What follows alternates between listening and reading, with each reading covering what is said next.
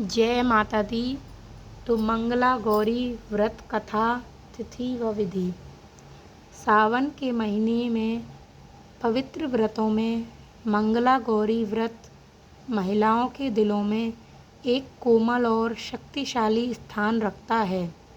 यह श्रावण के मंगलवार को रखा जाने वाला व्रत माँ मंगला गौरी देवी पार्वती के शुभ रूप को समर्पित है और विशेष रूप से अच्छा पति के लिए प्रार्थना करने वाली अविवाहित लड़कियों और अपने पति के लंबे जीवन तथा सुखी सामंजस्यपूर्ण घर के लिए प्रार्थना करने वाली विवाहित महिलाओं द्वारा संजोया जाता है।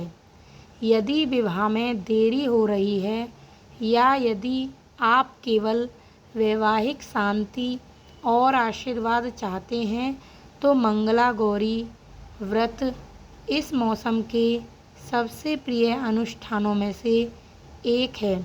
यह व्रत सावन महीने में प्रत्येक मंगलवार को रखा जाता है।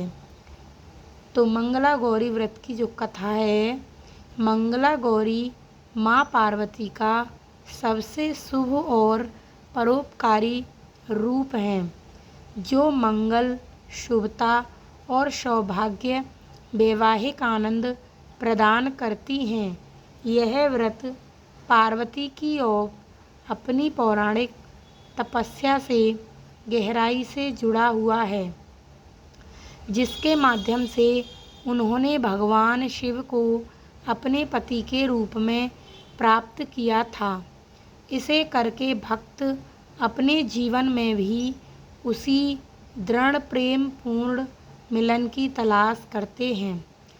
परंपरागत रूप से पुराणों में इस व्रत को निसंतान दंपति के लिए वरदान के रूप में वर्णित किया गया है। एक व्यापारी जिसे एक अल्पायु पुत्र का आशीर्वाद मिला था, उसे अपनी बहू को मंगला गौरी की पूजा करने के लिए मार्गदर्शन दिया गया और उसकी भक्ति के माध्यम से परिवार को लंबा जीवन और खुशी मिली। कहानी का सार यह है कि देवी की सच्ची पूजा वैवाहिक दीर्घायु, सद्भाव और हार्दिक इच्छाओं की पूर्ति लाता है। तो यह व्रत अविवाहित लड़कियों, नवविवाहित महिलाओं और विवाहित महिलाओं को करना चाहिए।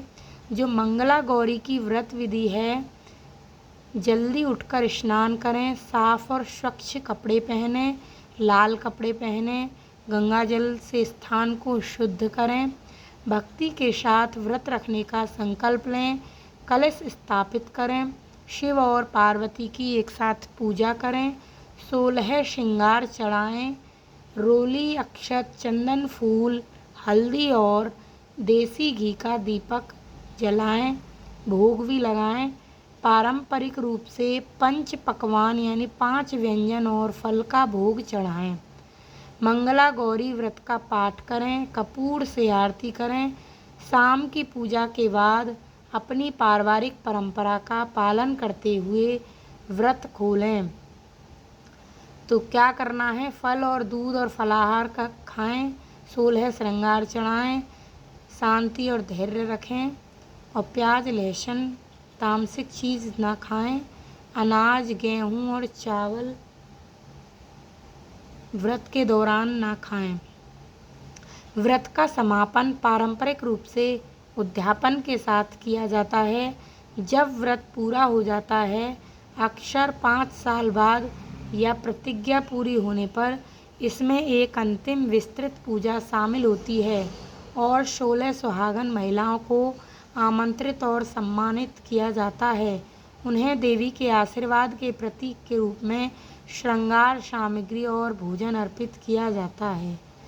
जय माता दी। तो यह थी मंगला गौरी व्रत कथा और व्रत की पूजा विधि। जय माता दी।